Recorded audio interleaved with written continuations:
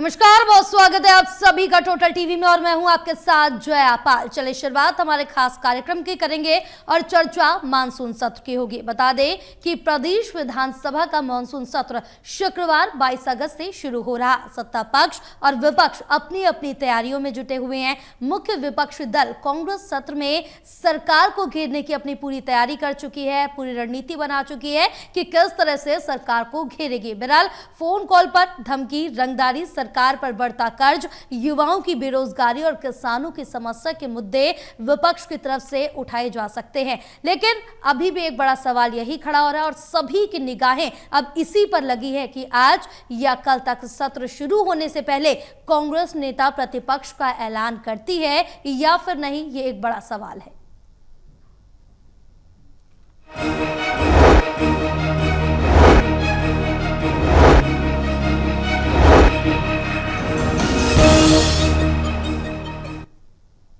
चर्चा आज इसी पर होगी कि कांग्रेस को नेता विपक्ष आज या कल तक मिल पाता है या फिर नहीं, क्योंकि पिछले 9 महीने से तो नहीं मिल पाया। इसी पर चर्चा करेंगे। खास मेहमान हमारे साथ जुड़ चुके हैं। Associate editor doctor Mahesh Kumar हमारे साथ जुड़े हैं, एसोसिएट एडिटर देवेंद्र कथुरिया हमारे साथ जुड़े हैं, वरिष्ठ पत्रकार वीरेंद्र सोनी जी हमारे साथ जुड़े हैं। आप तीनों का बहुत स्वागत है हमारे खास कार्यक्रम में। आज चर्चा करेंगे, लेकिन उससे पहले दिखाएंगे एक रिपोर्ट।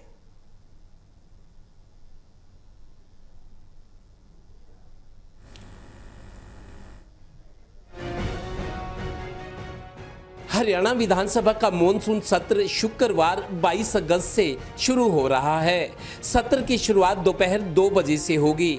जाहिर है कि विधानसभा सत्र की तैयारी सत्ता पक्ष और विपक्ष दोनों हमेशा एक दूसरे से बढ़कर करते हैं, क्योंकि जनता की लड़ाई में कोई पीछे रहना नहीं दिखना चाहता।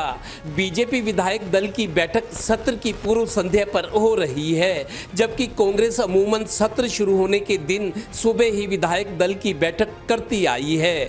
यानी दोनों सियासी दल, कांग्रेस जहां जनहित के नाम पर कॉल से धमकी मिलना, वसूली, किसानों की खाद की समस्या, बेरोजगारी और सरकार पर बढ़ रहे कर्ज के अलावा चुनावी वायदों के मुद्दे उठाएगी, वहीं बीजेपी विधायक दल की बैठक में विपक्ष के हमलों का प्रभावी तरीके से सामना करने और उनकी काट की रणनीति बनाएगी। बीजेपी हमेशा से पूरी तैयारी और मोर्चाबंदी के साथ सत्र में जाती रही है, सो हैं तैयार दोनों। 22 तारीख से ये सत्र हमारा प्रारंभ हो रहा है और 22 तारीख को सबसे पहले तो शोक प्रस्ताव रहेगा, उसके बाद प्रश्नकाल रहेंगे, फिर विधान कार्य रहेंगे और 23 शनिवार को और इतवार को 23 और 24 तारीख की छुट्टी रहेगी। वहीं 25 तारीख को भी इसी प्रकार से प्रश्नकाल रहेगा, विधान कार्य रहेंगे और 26 तारीख को भी इसी प्रकार से रहेगा। बिल वगैरह पेश होंगे जिनको बिलों को पास किया जाएगा। इस प्रकार से ये 3 दिन का मानसून सत्र रहेगा और इसमें हर तरह से हम लोग प्रयास करेंगे बेहतर हो, पहले की तरह सत्र चले और सभी लोग मर्यादित भाषा का प्रयोग करेंगे। विशेष रूप पर इस बात की चर्चा हुई है और सभी से निवेदन भी रहेगा, सभी अपने साथियों से, सभी विधायकों से कि मर्यादा का ध्यान रखें। ये तो ठीक है कि सत्ता पक्ष और विपक्ष आमना सामना करने के लिए अपने सियासी हथियार पहने कर रहे हैं, पर दोनों दलों की नजरें इस पर लगी होंगी कि कांग्रेस के नेता प्रतिपक्ष का आज ऐलान होता है कि नहीं। होता है तो कांग्रेस विधायक चमक और धमक के साथ विधानसभा में एंट्री करेंगे। खास तो यही है कि कुछ जो काम है जिन पर विधानसभा के जरिए ही पास होकर विधानसभा में आगे के लिए रास्ते खुलते हैं, कुछ नए ऐसे काम होते हैं जिनकी मंजूरी लेनी होती है और कुछ ऐसे इश्यूज है ज्वलंत जिनके ऊपर प्रदेश भर की सब कामों की समीक्षा की जाती है। बीजेपी की सारी नजरें कांग्रेस के विधायक दल पर होंगी। उनका प्लान ए और बी हालात के मुताबिक तैयार होगा। Haryana bureau, total news.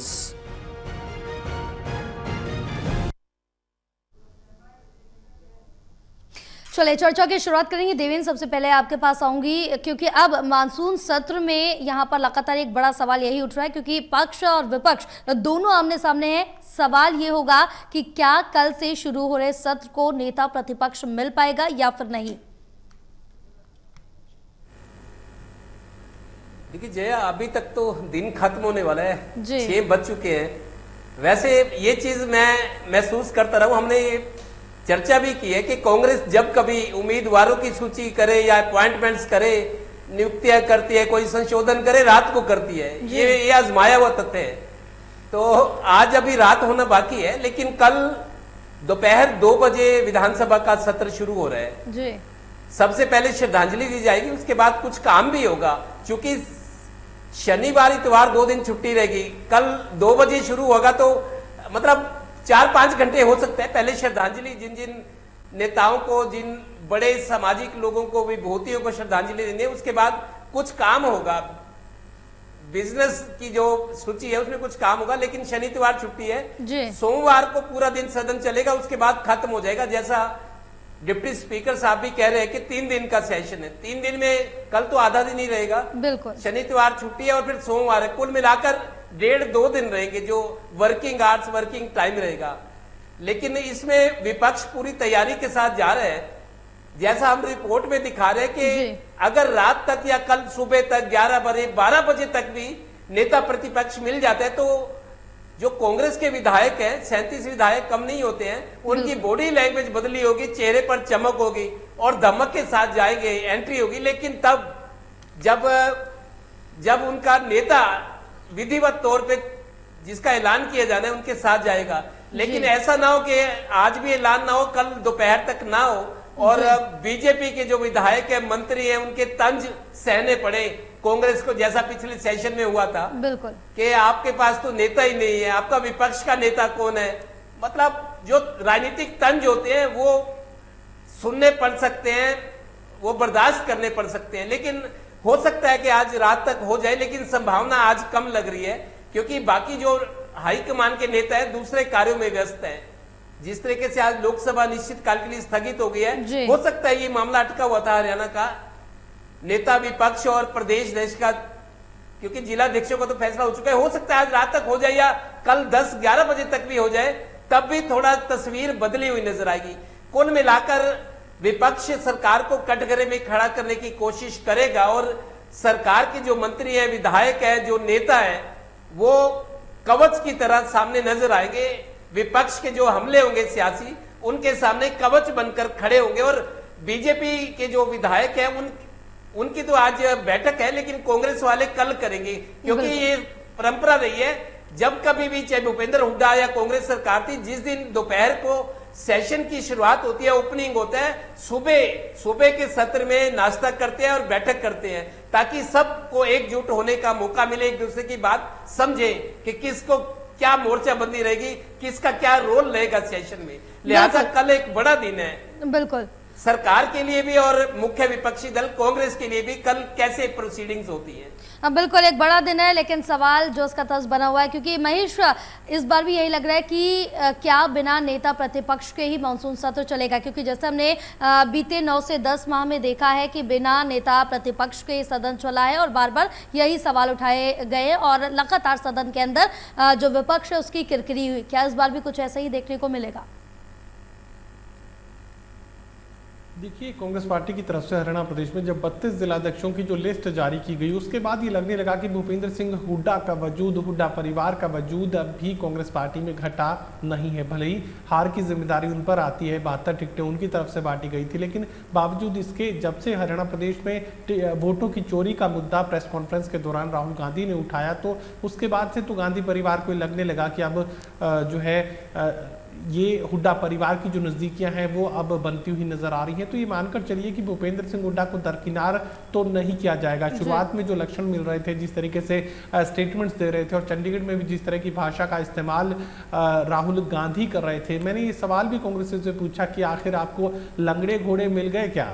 ये जो बारात के घोड़े थे वो तलाश लिए गए हैं क्या? तो साफ तौर से कांग्रेस पार्टी के जो पुराने नेता थे उन्होंने कहा कि अच्छा होता अगर बारात के घोड़े तलाश लिए जाते, अच्छा होता अगर लंगड़े घोड़ों का नाम जो है तय कर दिया जाता। लेकिन फिलहाल कांग्रेस पार्टी की तरफ से ना तो लंगड़े घोड़े तलाशे गए और ना ही शादी वाले घोड़े तलाशे गए। तो ये मानकर चलिए कि हुड्डा का वजूद घटा नहीं है। तो अघोषित कमांडर तो कांग्रेस पार्टी के पास है ही, अघोषित नेता प्रतिपक्ष तो भूपेंद्र सिंह हुड्डा पहले भी थे, अब भी बने रहेंगे। वो अलग बात है कि नेता प्रतिपक्ष कांग्रेस पार्टी देगी कि नहीं देगी। फिलहाल जो टाइमिंग नजर आ रहा है उसके आधार पर ये बात कही जा सकती है कि थोड़ी संशय की स्थिति यहाँ पर बनती हुई नजर आ रही है। अगर नेता प्रतिपक्ष कांग्रेस पार्टी को तय करना ही था तो एक दिन पहले भी किया जा सकता था, चंद घंटे पहले नाम घोषित कर क्या किसी बगावत का कोई खतरा कांग्रेस पार्टी को था?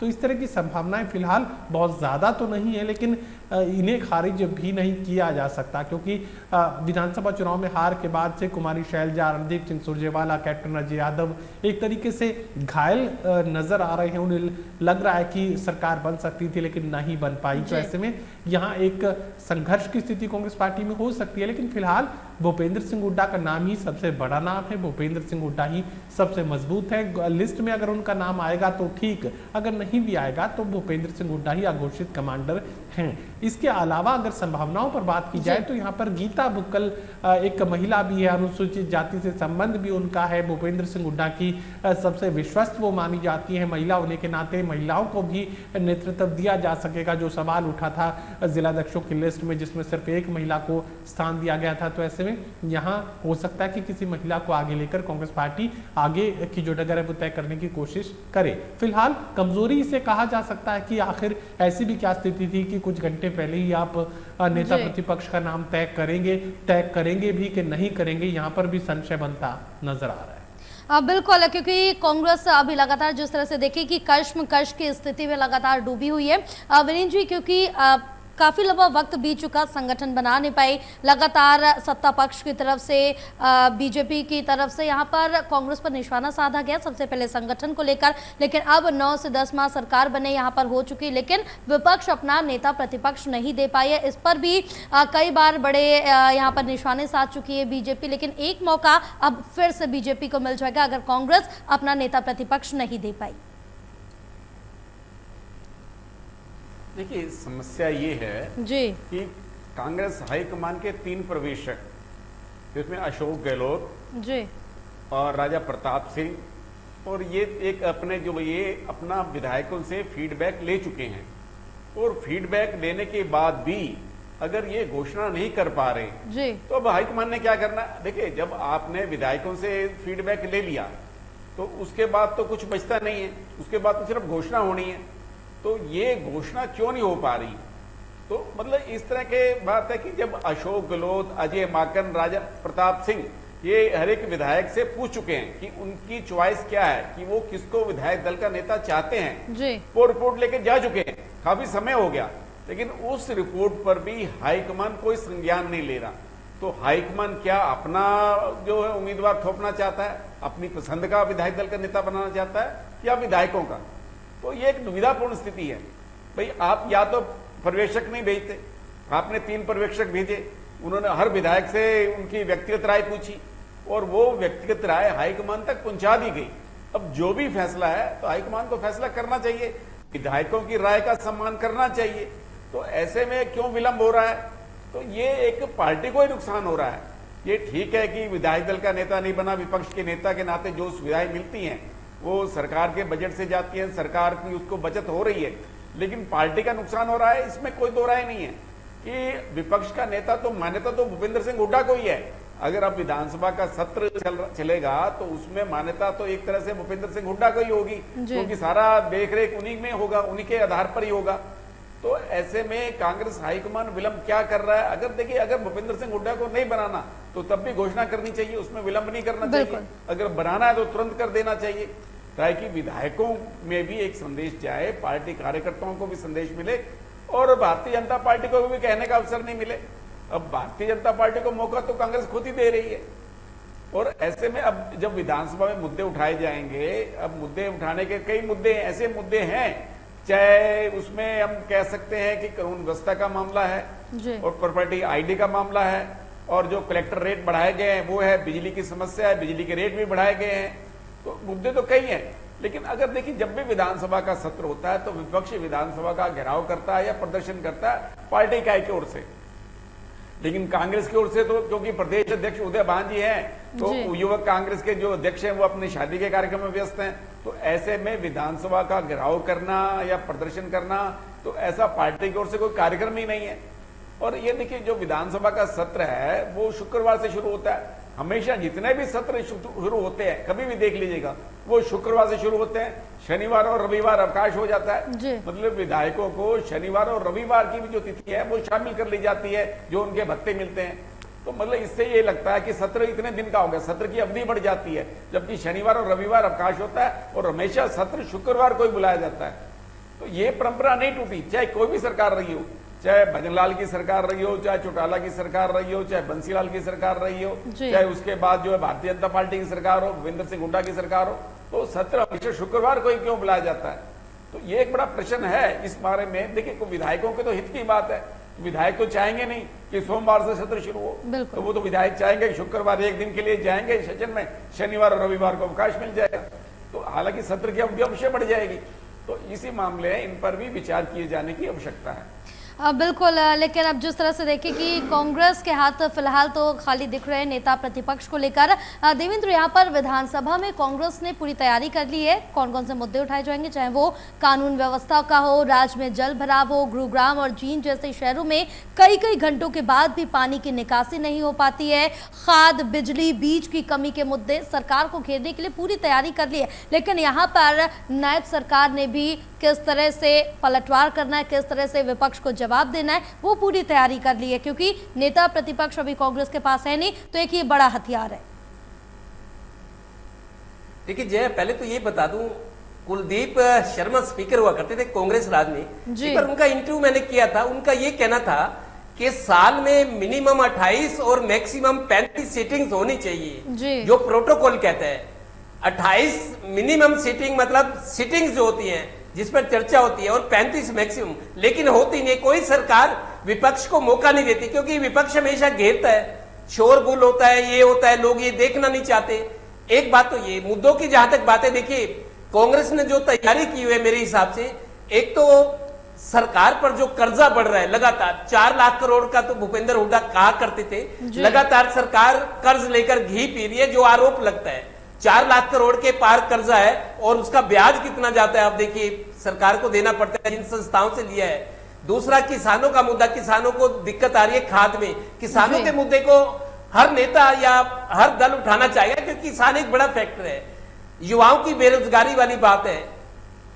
इसके अलावा जैसे बिजली के रेट बढ़ाए गए हैं, और सबसे बड़ी बात, जो बड़ा मुद्दा मेरे को लगता है, लॉ एंड ऑर्डर वाला मसला। जिस तरीके से आजकल धमकियां आ रही हैं, फोन कॉल पे या व्हाट्सएप पे धमकाया जा रहा है कि आपको मार देंगे, अवैध वसूली हो रही है। लॉ एंड ऑर्डर का मसला तो बहुत बड़ा मसला है मेरे ख्याल इस सेशन के लिए, तो इस तरह के मुद्दे उठाए जाएंगे।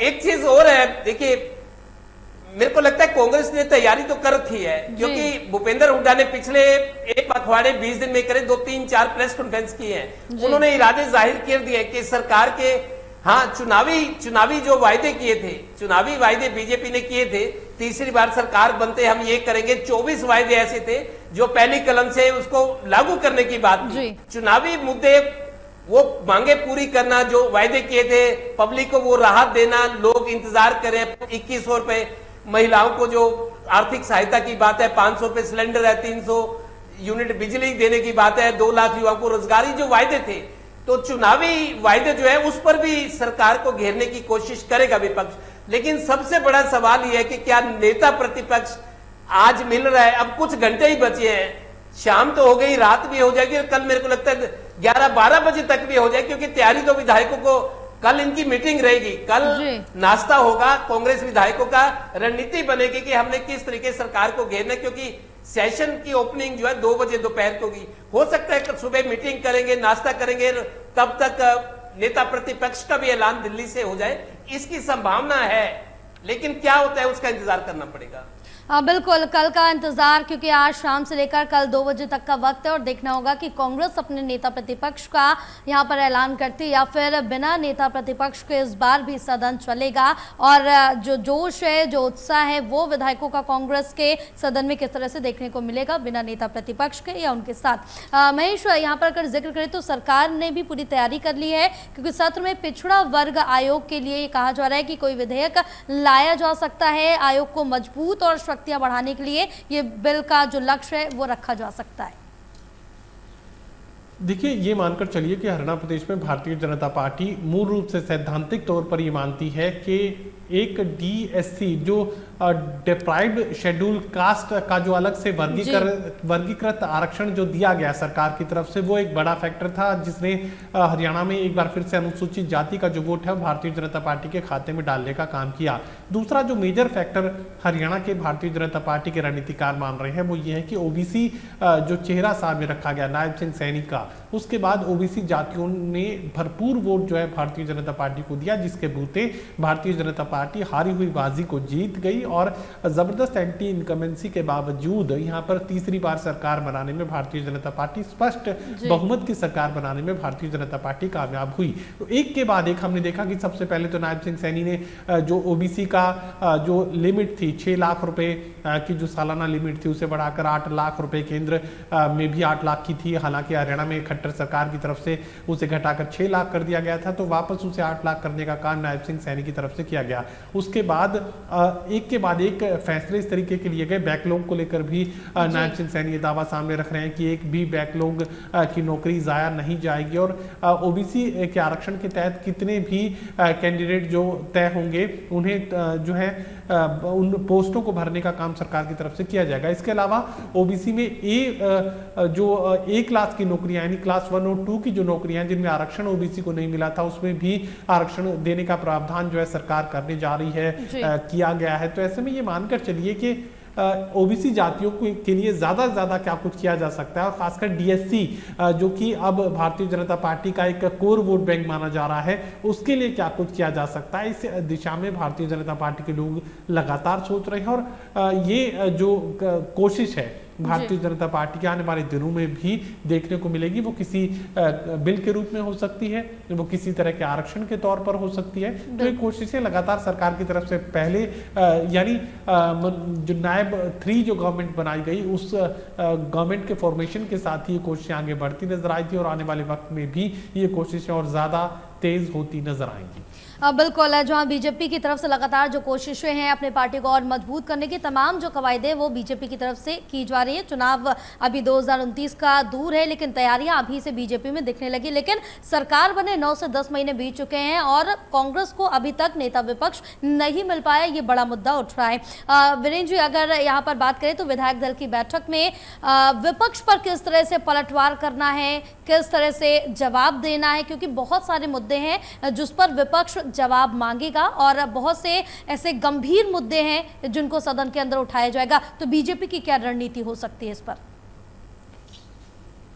देखिए, बीजेपी की तरफ से फ्लोर मैनेजमेंट का जो काम है, कृष्ण बेदी हैं, महिपाल ढांडा है और कृष्ण पवार है, मुख्यतः यही लोग देखते हैं। तो ऐसे में अनिल विज की भी अलग ढंग से भूमिका रहती है। तो अनिल विज जो है बड़े प्रभावी ढंग से जो है कांग्रेस पर प्रहार करते हैं। इस बार भी उनके तेवर देखने लायक होंगे अगर वो विधानसभा सत्र में भाग लेते हैं तो। लेकिन कुल मिला के ये देखा जाए कि कांग्रेस की ओर से भी भूपेंद्र सिंह हुड्डा हैं, बीबी बत्रा हैं और गीता बुक्कल हैं, ये जो और है आदित्य सुरजेवाला हैं, ये लोग काफी आक्रामक मुद्रा में रहते हैं। विपक्ष के जो लोग हैं ये मुद्दे उठाने में काफी अग्रणी भूमिका निभाते हैं। और इंडियन नेशनल लोकदल के भी जो 2 विधायक हैं तो उनके भी अपने ढंग से है, चाहे आदित्य देवीलाल हो तो अपने ढंग से वो मुद्दे उठाते रहे हैं। पिछली बार भी उन्होंने उठाए थे, इस बार भी उनका रुख देखने वाला होगा। तो कुल मिला के ये देखा जाएगा कि इस सत्र के अंदर क्या निर्बाध रूप से कार्रवाई चलेगी या विपक्ष जो है कोई ऐसा मुद्दा लेकर आएगा जो सत्तारूढ़ दल के लिए कठिनाई पैदा करने वाला हो। तो मुझे नहीं लगता कि कोई ऐसी स्थिति आएगी जिसमें बहुत ज्यादा, देखिए टकराव तो हर सत्र में होता है, लेकिन इतना ज्यादा टकराव या वॉकआउट की स्थिति आए तो उस स्थिति से मुझे नहीं लगता कि, क्योंकि विपक्ष भी गंभीर मुद्दों पर चर्चा करना चाहेगा, वो चाहेगा कि सरकार जवाब दे, सरकार को घेरने की कोशिश तो होंगी, लेकिन ऐसा कोई टकराव हो जिससे सत्र में कोई ऐसे व्यवधान हो या वो सत्र का बहिष्कार करे, तो ऐसी स्थिति मुझे होती दिखाई अभी फिलहाल तो दिखाई देती नहीं है। बिल्कुल, पूरी चर्चा के लिए आप तीनों का बहुत शुक्रिया।